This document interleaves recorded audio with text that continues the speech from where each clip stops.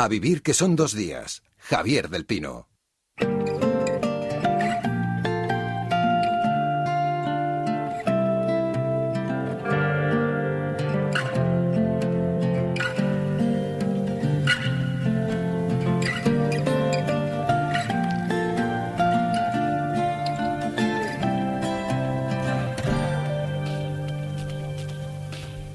Wicked quips so harsh and cynical, touches stricken, cold and clinical. What a transformation to behold.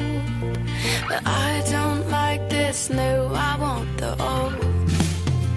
It's not the words that make it fun. We've said such things before to rival them, but it's how you say them now that's changed. All the same, like to convince me that I'll be better, so you go on and I'll be happier. I'll be happier. You go on, yeah, you go on. You be gone and I'll be happier.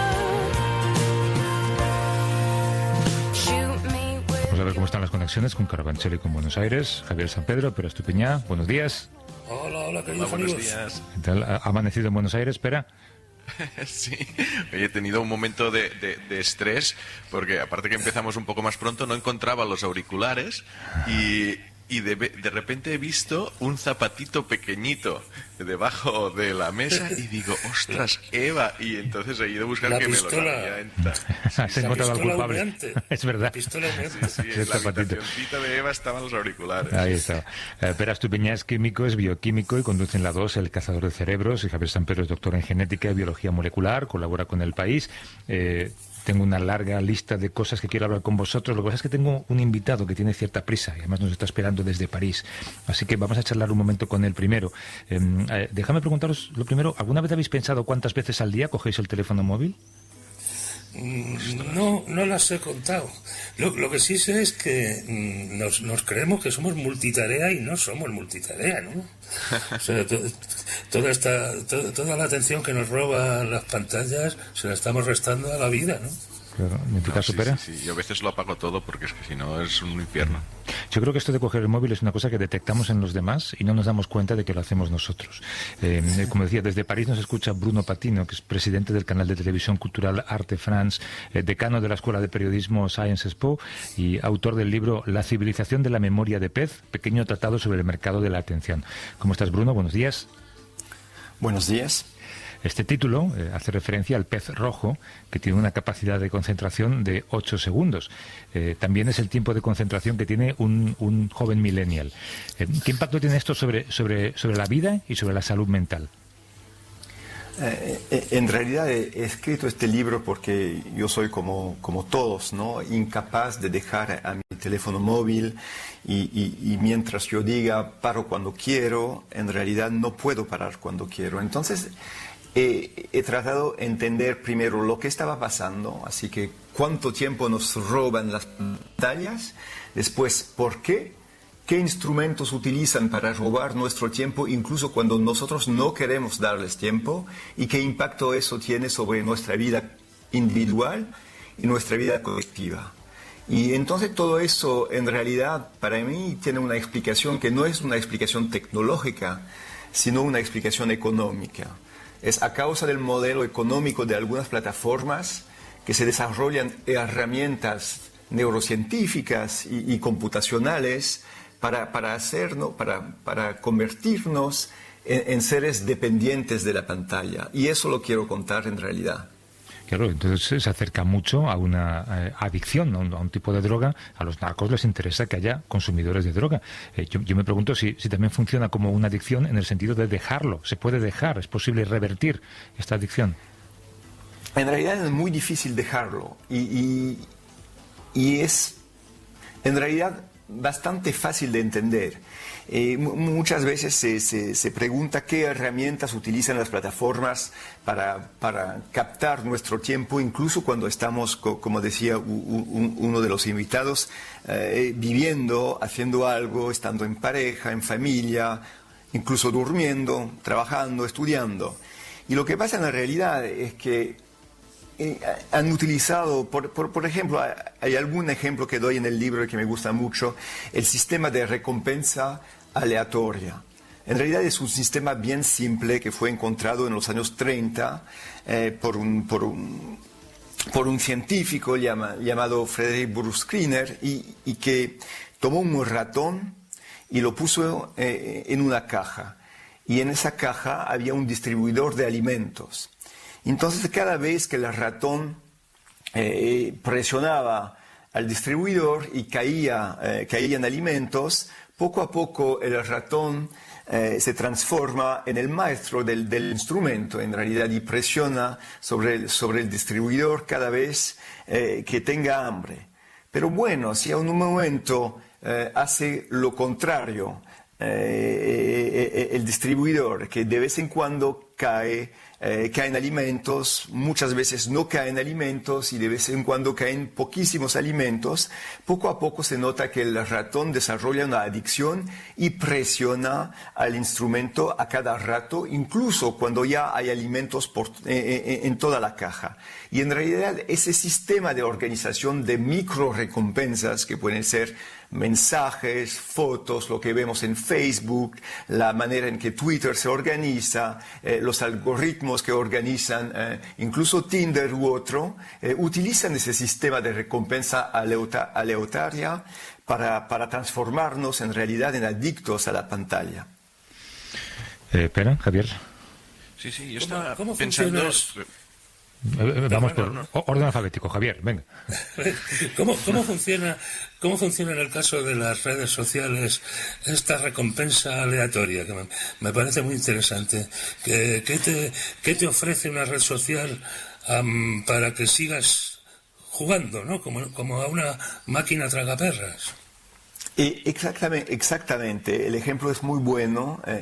Todo eso viene porque las plataformas, ese tipo de plataforma es más eficiente económicamente cuanto más tiempo pasemos sobre la plataforma.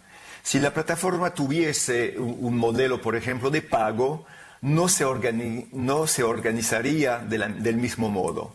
Entonces los algoritmos en realidad organizan los mensajes utilizando 2 o 3 mecanismos como recompensa aleatoria, como otros mecanismos neurocientíficos para desarrollar nuestra adicción. Entonces, si tú miras bien, por ejemplo, la manera en que tu timeline en Facebook se está organizando, te propone muchas veces, no te propone a cada rato lo que te va a satisfacer cuanto más.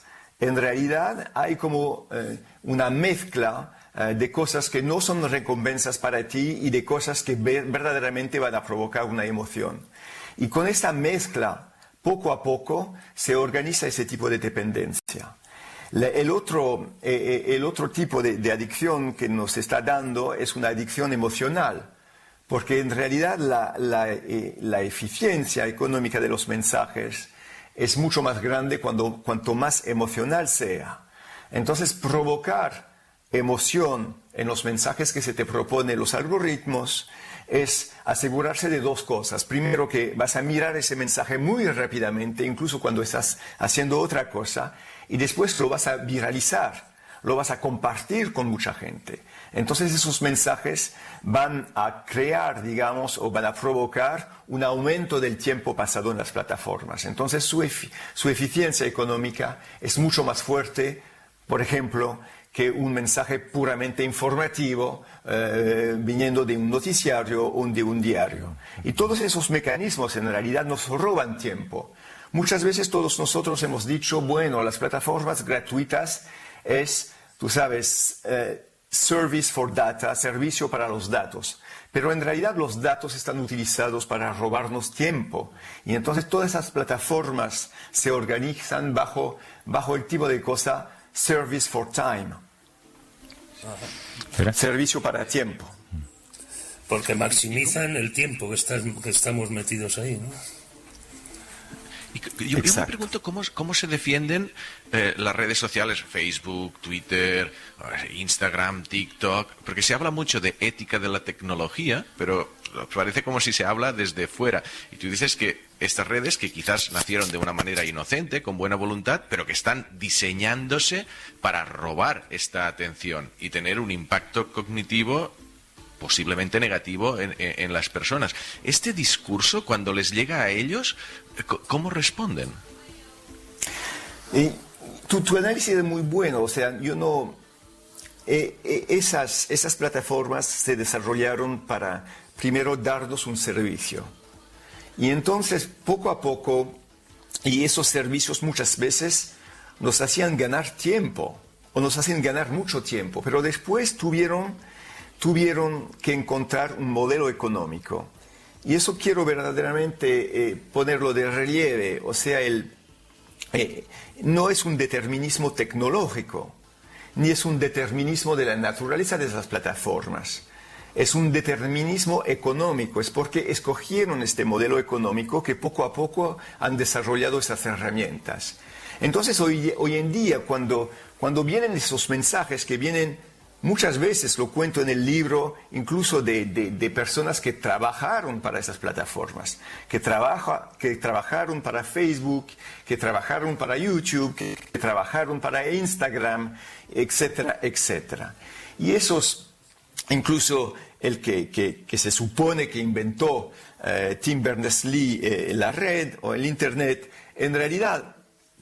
y cuando dicen todo eso, cuando dicen el Internet se ha transformado en algo que está muy lejano de su utopía inicial, las plataformas de manera u otra tienen dificultades porque saben bien que si modifican un poco la manera en que trabajan los algoritmos, su eficiencia económica, su cifra de negocio se va a disminuir.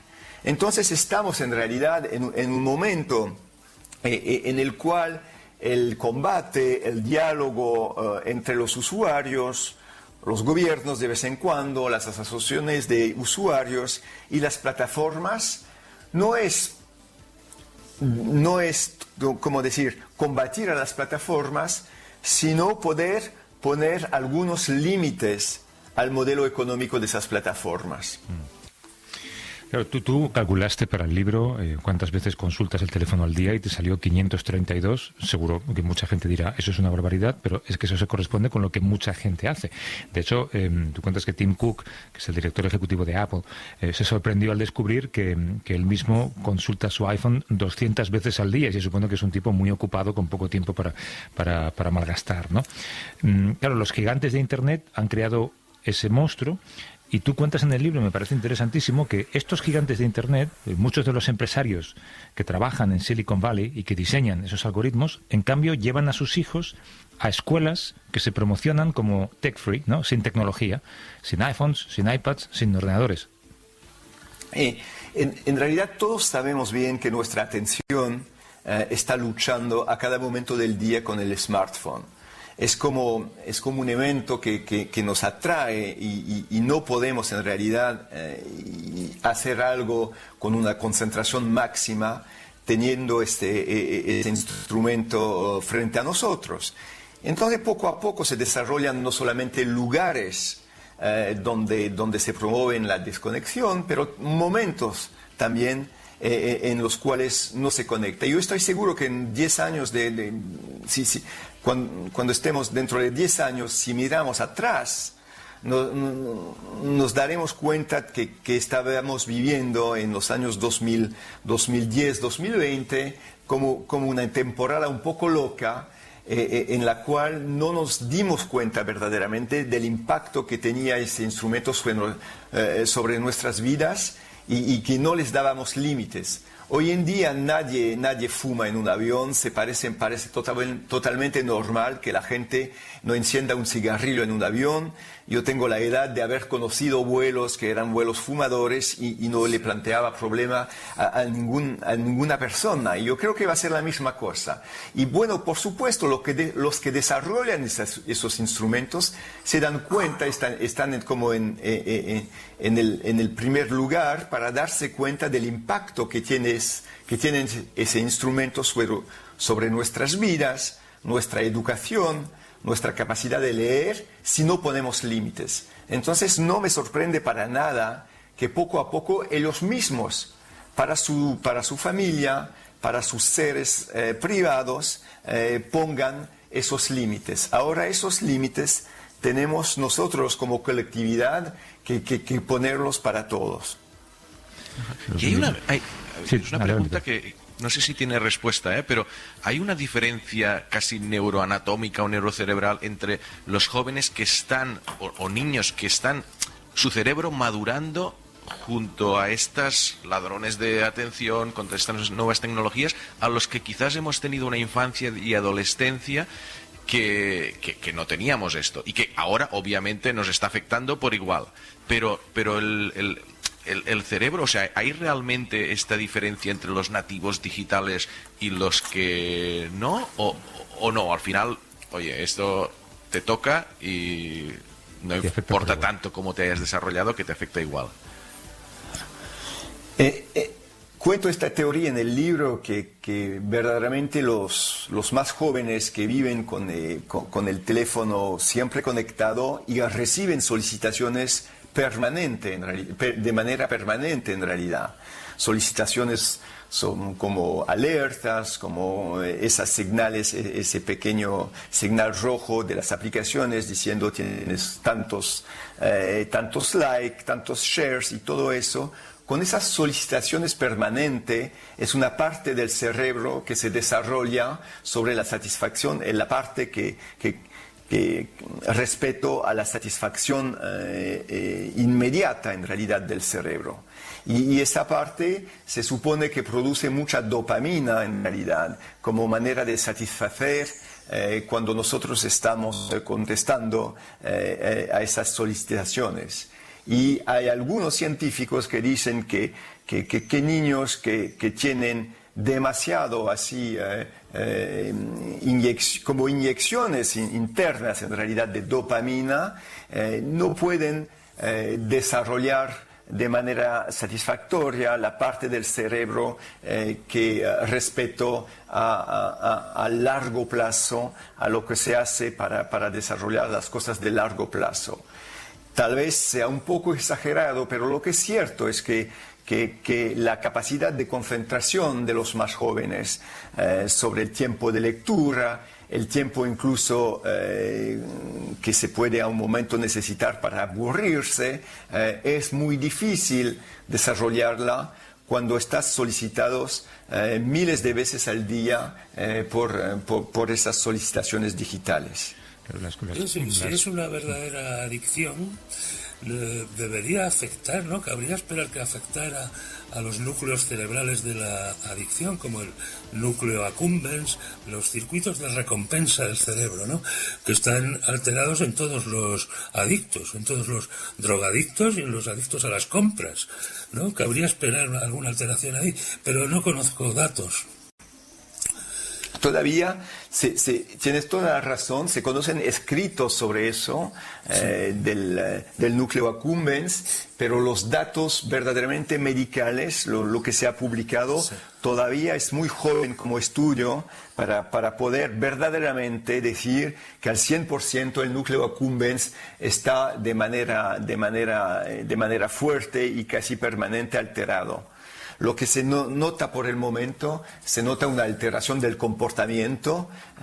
Muchos formulan la hipótesis que está pasando algo en el núcleo accumbens, pero todavía no estamos en presencia del estudio, que yo conozca a lo menos, del estudio científico definitivo que pueda comprobar eso. Pero yo estoy casi seguro que esos estudios se están haciendo y veremos cuando se publiquen los resultados que van a dar, si tenemos una verdadera adicción al nivel medical o si es más bien, digamos, como un desorden del comportamiento que nos producen esas pantallas. Claro, porque una última cosa, de hecho, tú hablas de consecuencias, por ejemplo, en el terreno de la concentración, pero a mí casi me preocupa más incluso en el terreno de la salud mental. Yo he aprendido, gracias a mis hijas, lo que significa una cosa que ellos usan a menudo, que es FOMO, F-O-M-O, el Fear of Missing Out. Exactamente, el Fear of Missing Out, el miedo que se ha vuelto... a quedarte fuera, ¿no?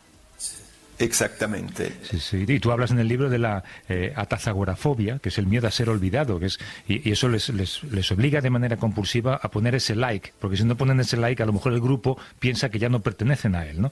Esto puede ser terrorífico. Y en realidad esa atazagorafobia también te produce el deseo compulsivo de averiguar a cada rato cuántos likes tienes tú. Si tienes más que los likes de tus compañeros, cuántas veces han compartido tus mensajes como una prueba de tu existencia en la red social. Y eso produce verdaderamente esa consulta permanente y compulsiva de los elementos. De las pantallas. Las pantallas. Bruno Patino, que es presidente del canal de televisión cultural Arte France, decano de la Escuela de Periodismo Sciences Po y autor del libro La civilización de la memoria de pez, un pequeño tratado sobre el mercado de la atención. Gracias por esta conversación, Bruno. Un abrazo muy fuerte. Estás en París, creo, ¿no? Sí, estoy en París. Muchas gracias. Hasta luego, un abrazo. Hasta luego.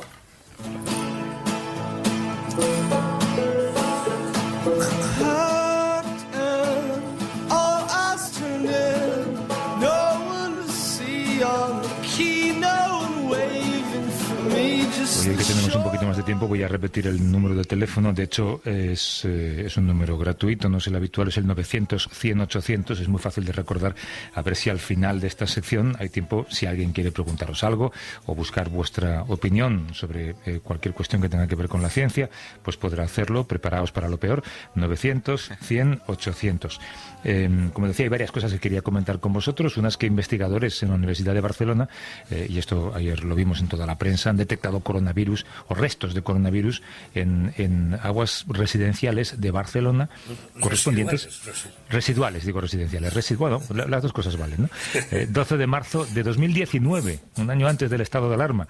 Eso significa que el virus estaba circulando entre nosotros antes de que la Organización Mundial de la Salud declarase la pandemia. No sé, dadme vuestra opinión o lo que esto os suscita.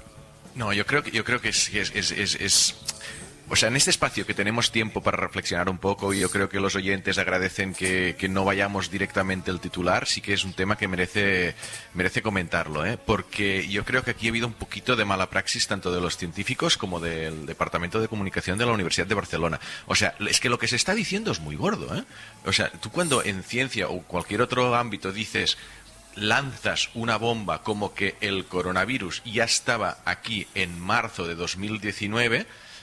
no aquí, en Barcelona, defecándose por un montón de personas que estaban dejando las muestras en las aguas y que de las aguas residuales que se han guardado han encontrado. O sea, tienes que tener unas evidencias muy claras. Y esas evidencias no estaban. No pueden repetir el análisis porque dicen que han gastado toda el agua.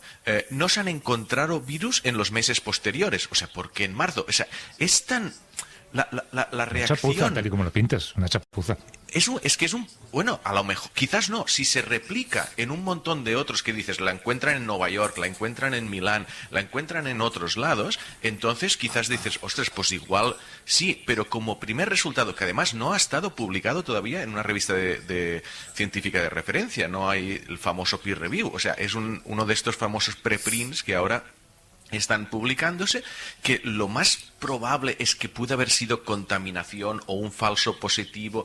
Esto es lo más lógico de pensar. Entonces, obviamente que el científico puede publicar y decir, oye, mira, que yo he encontrado esto, ¿vale?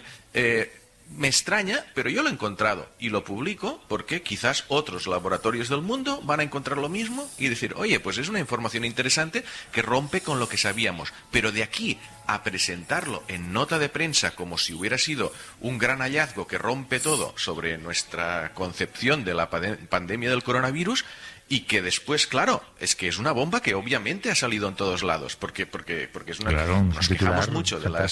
de los bulos y tal, pero yo creo que esto ha sido un ejemplo de bulo que ha nacido muy localizado, ¿eh? Un grupo de Barcelona, serio posiblemente, pero que quizás no ha sabido prever el impacto que esto tendría, y un departamento de prensa que yo creo que no ha actuado del todo bien.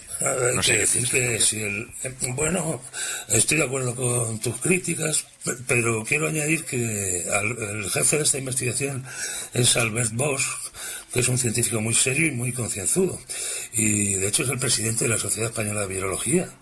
O sea que no estamos hablando de cualquier espontáneo que haya saltado por ahí. Y es verdad que solo ha aparecido en una muestra, que el nivel de detección es muy bajo, que quizá los genes más críticos para la identificación no están en el análisis. Pero bueno, en fin, esto de publicar ahora los preprints es algo que los físicos llevan haciendo desde hace muchas décadas, ¿no? Es verdad que es un sistema de comunicación que sobre todo vale entre científicos, ¿no? Y lo de la nota de prensa acompañando al preprint, pues quizá hemos visto y hemos comentado aquí algunos casos de fármacos que han duplicado su valor en bolsa, o sea, de pequeñas empresas farmacéuticas que han duplicado su valor en bolsa por una nota de prensa, como en el famoso Remdesivir, un fármaco antiviral, ¿no? Con unas evidencias que son suficientes para una nota de prensa y que se lo crean en Wall Street. Pero, en fin, yo, sin escuchar a Bosch, yo no forzaría mucho tampoco la maquinaria crítica sobre él, porque creo que es un científico muy serio. Pero bueno, pues haremos eso, vamos a escuchar a Bosch. De todas maneras, cuidado con las notas de prensa, ¿no? A lo mejor también el problema de muchos medios, y sea por la precariedad laboral del periodismo, sea por lo que sea, es que la nota de prensa, tal y como llega, va al periódico, o va a la radio, o va a la televisión, y las notas de prensa son, obviamente, información interesada. Luego hay que pulirla. Déjame repetir el teléfono, es 900-100-800, por si alguien quiere llamar, y dentro de un rato charlamos con oyentes, o si ustedes quieren preguntar algo a Pera y a Javier, lo hacemos. Es el 900-100-800.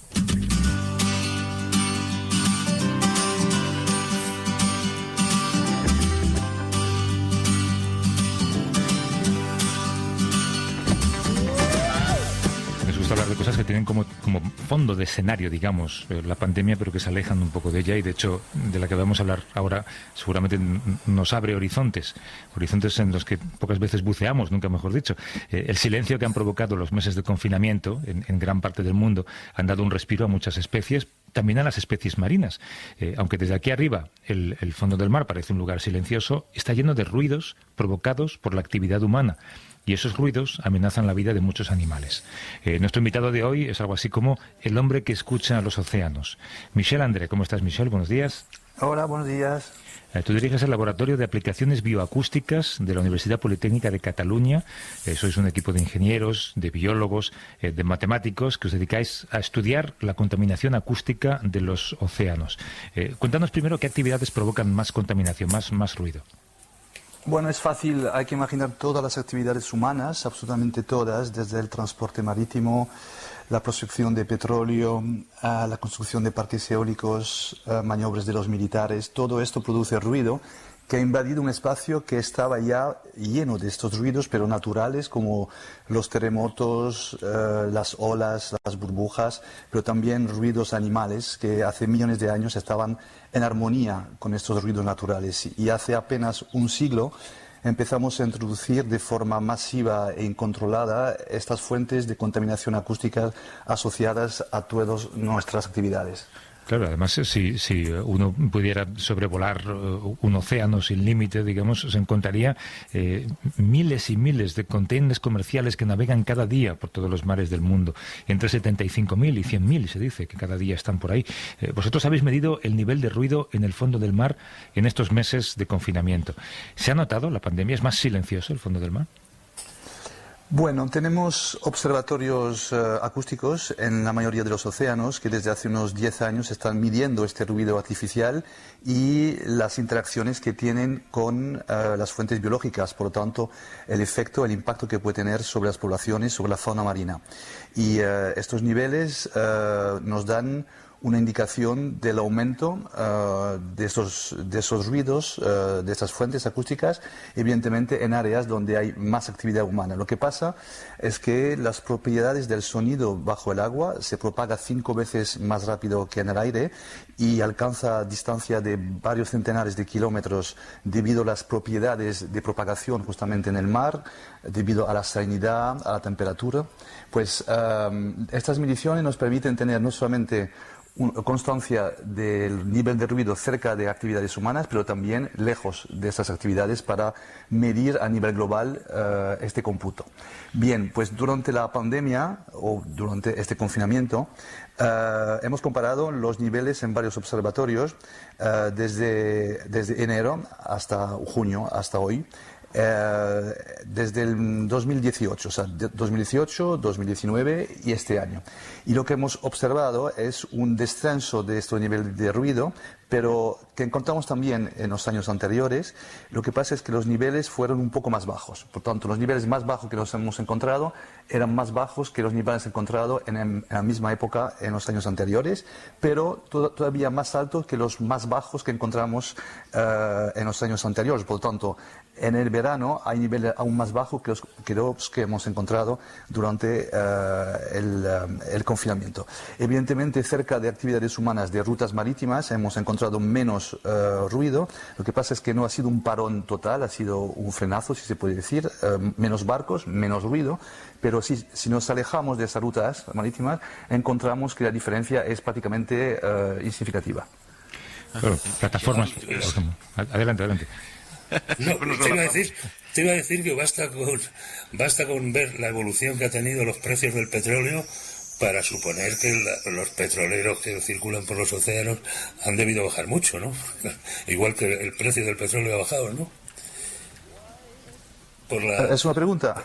Sí, por la falta de demanda, ¿no? ¿No es cierto? Sí, no, ha habido menos barcos, está claro, menos actividad, pero no de forma absoluta. O sea, no se ha apagado este océano a nivel de ruidos artificiales. De hecho, hay un experimento que los científicos habían propuesto hace algunos años, era la petición de el día silencioso de los océanos, donde se pedía que durante un día, 24 horas, se parasen todas las actividades en el mar, todas las que hemos pues ahora mismo se ha nombrado, ¿no? Eso no es algo factible, evidentemente, aunque no se puede, pero es solamente con este tipo de experimento que podríamos ver el nivel cero de contaminación. Si no se para del todo, pues es una diferencia durante poco tiempo y el efecto no es tanto sobre la fauna. Michel, tú has comentado una cosa muy de pasada, pero creo que es importante, porque cuando entendemos ruido fuera del mar, pues pensamos la sirena de la ambulancia, que sí, nos molesta, pero que a 1 kilómetro ya no se oye. Pero tú dices, no, es que el ruido en el mar se comporta de manera muy diferente. O sea, va más rápido, llega mucho más lejos, y imagino que también hay como diferentes tipos de ondas, quizás imperceptibles para nosotros, pero que afectan a la vida marina. Y te iba a preguntar también, así más concreto, ¿qué cambios comportamentales concretos, o sea, ejemplos curiosos se ven en animales que dices, ostras, con ruido se comportan así, sin ruido y en qué importancia tienen, ¿sabes? Empezaré primero por la primera parte, que es cierto que la propagación del sonido en el mar es tan peculiar que se encuentra unos efectos a unas distancias tremendas. Y de hecho las propiedades de propagación del sonido ha hecho que los propios habitantes del mar, en particular los cetáceos, las ballenas, comuniquen a cientos de kilómetros. Utilizan esas propiedades para comunicar a muy largas distancias, haciendo que su percepción sea completamente diferente de la nuestra a niveles de las escalas de tiempo y de espacio, ¿no? Pero eso también es una ventaja, bueno, es una ventaja para ellas, pero es una desventaja cuando se trata de ruidos artificiales porque alcanzan cualquier rincón de los océanos. De hecho, hoy en día prácticamente no se libra ninguna parte del planeta de esta contaminación acústica, salvo probablemente los polos, el Ártico y la Antártida, que por la presencia de hielo les protege todavía de las actividades humanas y por tanto de esta propagación acústica, pero eso tiene un tiempo limitado. Sabemos que dentro de pocos años, 10, 15, ya no habrá hielo durante el verano. Claro.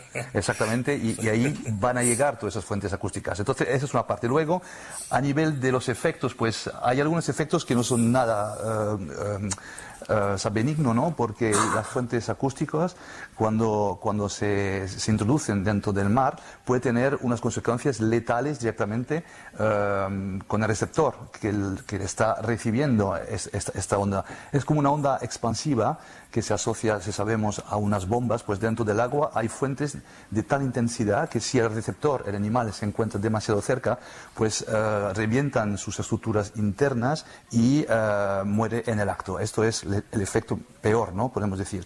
Luego hay al otro extremo lo que llamamos el enmascaramiento de la información que los habitantes del mar intercambian, y esto puede también llevar a un varamiento, a no poder evitar unas colisiones con buques, etcétera, ¿no? Todo esto son los efectos extremos de esos ruidos. Hay también perdón. No, iba a preguntar si el ruido también, entre esos efectos, si puede hacer variar las rutas de migración de estos animales. Sí, de hecho hay estudios que demuestran que algunas ballenas se han desrutado, si se puede decir, de sus rutas milenarias por culpas de esas fuentes acústicas, sí. Y eso cambia totalmente su forma de alimentarse, por tanto cambia los terrenos donde se encuentran para alimentarse y para reproducirse. Es un cambio comportamental tremendo. Javier. A mí se me estaba ocurriendo mientras te oía hablar que supongo que varias generaciones de ballenas, por ejemplo, habrán nacido y se habrán criado ya con nuestros ruidos industriales y del transporte marítimo, ¿no?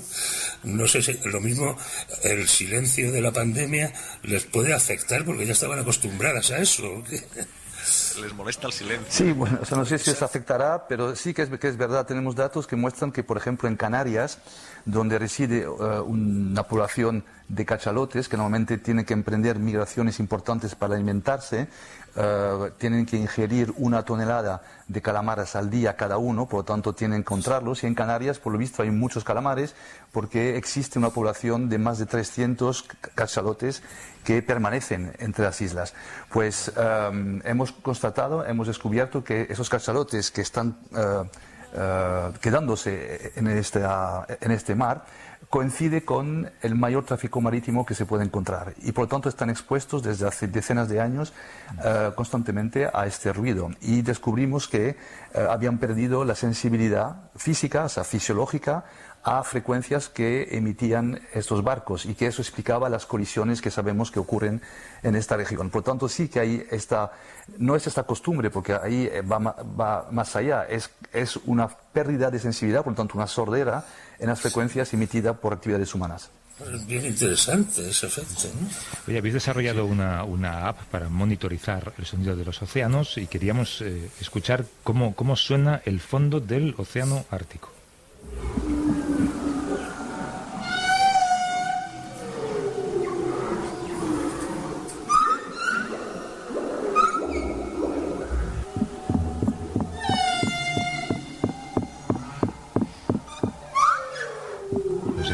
Que nos explicaras qué es cada cosa que escuchamos, ¿no? Bueno, os puedo decir que lo que se encuentra, o sea, que se oye más son ballenas son las que se consideran con otra especie las que cantan más. Hemos descifrado no el significado, estamos muy lejos de esto, pero al menos la estructura que se asemeja a cantos. Por tanto, cuando hablamos de las ballenas que cantan, es esta especie, la ballena jorobada. Qué bueno. Oye, habéis dado la vuelta al mundo instalando sensores que miden ese nivel de ruido. ¿Cuáles son los océanos y los mares más y menos ruidosos? Bueno, son los más ruidosos los hemos encontrado en el sureste asiático. No es una sorpresa. Las actividades humanas, en particular el transporte, es muy intenso en esta región y hemos descubierto los niveles más altos y los más bajos cerca de la Polinesia francesa, en el Pacífico Sur, donde los niveles se podían acercar o asemejar a la contaminación cero antes de que las actividades humanas empezaran a explotar el mar de forma industrial hace más o menos un siglo, ¿no? Y es interesante porque pensamos que la contaminación acústica es una nueva contaminación, cuando en realidad empezó exactamente a la par con las otras contaminaciones, ellas visibles. La contaminación acústica es invisible, no se puede ver, y para el ser humano es inaudible porque nuestra oreja, nuestro oído no está hecho para escuchar bajo el agua. Por lo tanto, cuando nos sumergimos tenemos una percepción acústica que pensamos que escuchamos, en realidad es una parte ínfima del caos o del ruido que hay en el mar. Entonces, esta ignorancia a ciegas o sorda de esta contaminación acústica hizo que ignoramos sus efectos durante 80 años. Y es solamente desde hace 20-25 años que ya la sabemos, que sabemos sus consecuencias, podemos medirlas, podemos compararla, que estamos teniendo en cuenta esta contaminación y que se está escuchando un poco más. Pero empezó exactamente con las otras. Qué bien, muy bien explicado. Michel André, que es investigador y director del Laboratorio de Aplicaciones Bioacústicas en la Universidad Politécnica de Cataluña. Gracias, Michel, y suerte con los estudios. Muchísimas gracias. Hasta luego.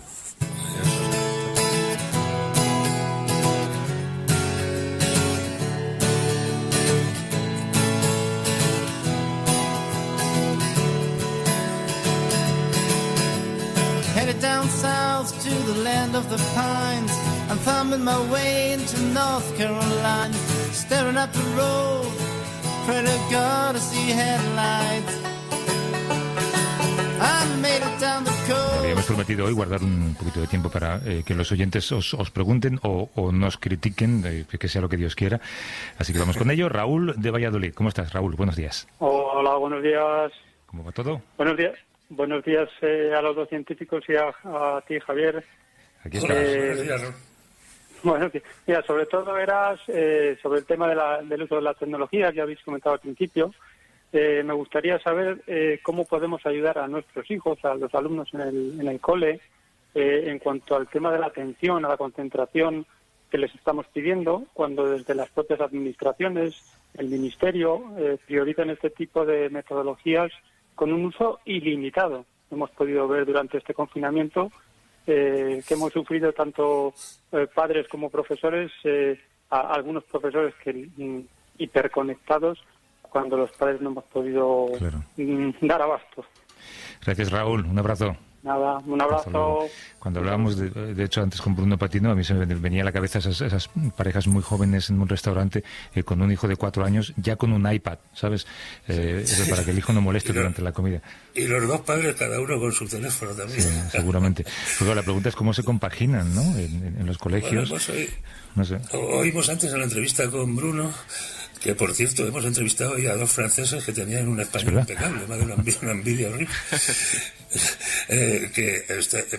Sobre todo en Silicon Valley, ¿no?, que es el epicentro de estas tecnologías, empieza a haber colegios, escuelas que están completamente desconectadas, ¿no?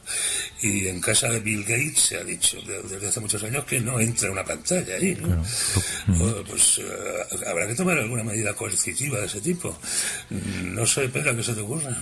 No, aquí hay mucha gente, educadores, diciendo esto, ¿no? Yo creo que la gran pregunta es si se puede coexistir. Es decir, si tú puedes tener una mañana pues muy hiperconectada, utilizando el teléfono, pero puedes desconectar durante 2 horas.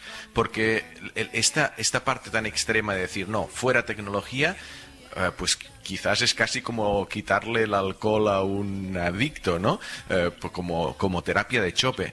Pero yo creo que sí que el encontrar momentos, a mí me ocurre, imagino que a vosotros también, cuando estáis trabajando en un tema que no podéis, nosotros estamos acostumbrados a desconectar 1 hora, 2 horas, lo que haga falta para centrarnos en un único tema. Entonces yo creo que esta es la clave de la coexistencia, porque es ejercitar un poco la concentración, ¿no? Y si haces esos ejercicios, aunque sean voluntarios, a lo mejor acabas ganando en poder de concentración. Desde Valencia, Martín, ¿cómo estás, Martín? Buenos días. Hola, buenos días. Pues adelante con tu pregunta, Martín. Bueno, mi pregunta no es científica, pero es que paseando por aquí por la playa del Saler un día cerca del puerto, a unos 5 kilómetros del puerto, se oía a un barco que intentaba entrar o salir, y el ruido era tremendo, como de un motor intentando bombear o algún ruido parecido. ¿Esto se puede denunciar? Porque yo llamé a Salvamento Marítimo y me dijeron que no conocían el concepto de contaminación acústica en el mar. Entonces me siento bastante impotente. Si me pueden orientar en este sentido, les se lo agradecería. Gracias, Martín, un abrazo. Hombre, no podemos sin investigarlo. A mí me parece que toda contaminación acústica tiene que ser denunciable, incluida la vecinal, no solamente la marítima, ¿no? Sí, lo único que se me ocurre es que realmente al ser tan... Es verdad que pueda no haber legislación específica sobre esto, porque es algo que parece que haya prestado atención en los últimos años, no sé. Mira, se lo podríamos haber preguntado a nuestro invitado anterior. De hecho, hay una sentencia que obligó a la Marina de Estados Unidos a dejar de utilizar un sonar muy potente en sus submarinos porque afectaba la salud de los mamíferos, ¿no? Tiene que haber soluciones judiciales y órganos de denuncia para este tipo de abuso acústico. A ver, desde Madrid, Carlos. ¿Cómo estás, Carlos? Buenos días. Buenos días, ¿qué tal estáis vosotros? Muy bien, aquí pasando la mañana. ¿Tu pregunta, Carlos? Sí, perdona. Mira, por observación, en mi trabajo he visto varias veces en andenes de metro personas comiendo pipas, arrojándolas al suelo y escupiéndolas muchas veces, y siempre me ha quedado la duda. Ya hemos oído todo sobre el COVID, o casi todo, y nunca he oído hablar de esto, si multiplica el riesgo, si supone alguna cosa nueva, y me he quedado con la duda, por eso os llamaba. Está muy bien, gracias, Carlos, un abrazo. Maquinista de metro, a ver si las pipas... Claro, las pipas, esto de las pipas y escupirlas al suelo ya sería cuestionable. En ausencia de coronavirus, ya es una actitud cuestionable y una guarrada, claro. Sí. Yo no creo que aumente mucho la probabilidad de contagio ni de un maquinista ni de los pasajeros que están en el andén. Es una actitud poco cívica en cualquier caso, y además revela que el que come las pipas no lleva mascarilla, porque si no, no podría escupir. Muy bien visto, así que están cumpliendo las normas. Hay un estudio muy gracioso sobre cosas parecidas, que se hizo en un parking donde miraban si cuando ponías publicidad en el parabrisas de los coches lo tirabas al suelo o lo guardabas para llevártelo a casa, y veían que el 25% de la población, que puede ser con las pipas, aunque el suelo estuviera sucio, se guardaban las pipas y no las tiraban, o sea, eran prosociales. El 25%, aunque el suelo estuviera limpio, las tiraban al suelo, eran antisociales, y el 50% hacía lo que hacían los otros. Si el suelo estaba limpio, se las guardaban, y si estaba sucio, las tiraban. Me pareció interesante. Me acuerdo de ese estudio porque lo comentaste hace algún tiempo. Es un dato muy interesante. Es un dato muy interesante, muy interesante. Sí, tengo que decir que cuando viene a verme algún amigo americano, nada le llama más la atención que el tema de las cabezas de gambas tiradas al suelo en la barra de un bar. Pero esto es una cuestión distinta. Y los huesos de las alitas. Sí. A ver, desde Madrid también. Antonio, ¿cómo estás, Antonio? Buenos días. Hola, buenos días. ¿Cómo vas? Vamos a ver, mira, yo quería preguntar. Bien, de momento estamos bien. Y vosotros veo que también, y me alegro mucho. Sí, ya que tenéis ahí al señor San Pedro, dile que le sigo mucho en El País. Vale. El País es ese periódico en el que usted escribe. Vale. Pues pregunta. Sí, yo le leo mucho ahí, además veo que es algo pesimista como yo. Respecto a la COVID, sí. Javier pesimista, no, por Dios. Me llaman el cenizo. Mis amigos me llaman el cenizo. A ver, la Antonio. pregunta era la siguiente. Mira, ¿qué crees que podría pasar si durante 15 días solo, sin COVID, sin confinamiento, creo que no hubiéramos tenido nada? Durante 15 días solos hubieran desaparecido redes sociales por algún motivo, los móviles no funcionaran, la luz sí y tal, pero vamos. ¿Y qué podría pasar? Quiero decir, igual se nos llenaba la calle de zombies o algo. Sí, hombre, yo me imagino a mucha gente dándose golpes como coches de choque sin saber muy bien. No lo sé, lo digo al hilo de la adicción, de la posible adicción, ¿no? Claro. Y el núcleo accumbens del que habéis hablado y todo eso, no lo sé. Gracias, Antonio. Un abrazo. ¿Os imagináis? Hombre, una cosa es que Mm. falten las redes sociales. Yo creo que sin eso la civilización puede seguir tal y como la conocemos. Otra cosa es que falte Internet. Claro, que se caiga Internet. Es algo inimaginable ahora mismo. No hay un solo trabajo en el planeta Tierra que se pueda hacer sin Internet ahora mismo. No hay una sola distribución de nada, que se puede, quiero decir, de agua, de decir nada. Claro, sería horrible, ¿no? Y no hay un plan, no tenemos plan B. Yo recuerdo aquí en Argentina cuando empezó esto del confinamiento que la gente se preocupaba si habría azúcar en el súper y tal y cual. Y yo digo, como me caiga Internet, claro, o sea, no puedo entrar puedo vivir sin papel de higiénico quizás, pero con Internet no me A ver, la fastidia. última, muy rápida, desde Sevilla, Carmen. Buenos días, Carmen. Hola, buenos días a todos vosotros, toda la cadena SER. Toda la cadena será al completo, desde las Pues sí, porque 12 de la noche a las 12 de la mañana.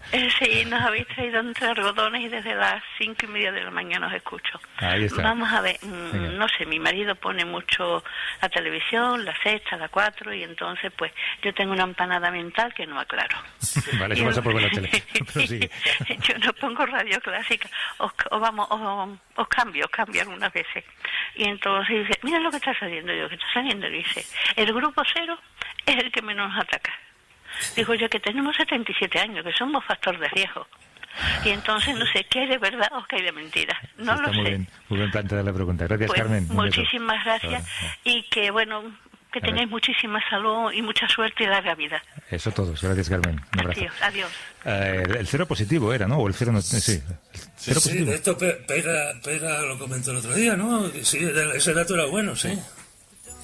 Sí, es un estudio sólido que ha visto que el grupo sanguíneo, en este caso, el A, es el que tiene más riesgo de desarrollar la enfermedad de manera grave, y el 0, digamos, es un poco protector junto con otros genes. O sea, se está viendo que hay diversidad individual, que hay personas que les afecta más la COVID que a otros. Esto es obvio porque se ve, ¿vale? El por qué es lo que se está investigando poquito a poquito, y ven diferentes factores, y uno ha sido el grupo sanguíneo. Sí, Pero el margen es pequeño, ¿no? El margen de cómo afecta y cómo deja de afectar. Un Bueno, 30% menos. O no, Sí, entonces sí. no es tan pequeño. Sí, no es tan pequeño. Bueno, pues entonces a Carmen de Sevilla no era un bulo. Oye, que muchas gracias. Hasta la semana que viene. Javier San Pedro, Pera Estupiñá, seguid escribiendo en un periódico y haciendo programas de televisión. Un abrazo fuerte. Hasta luego. Abrazos. Mama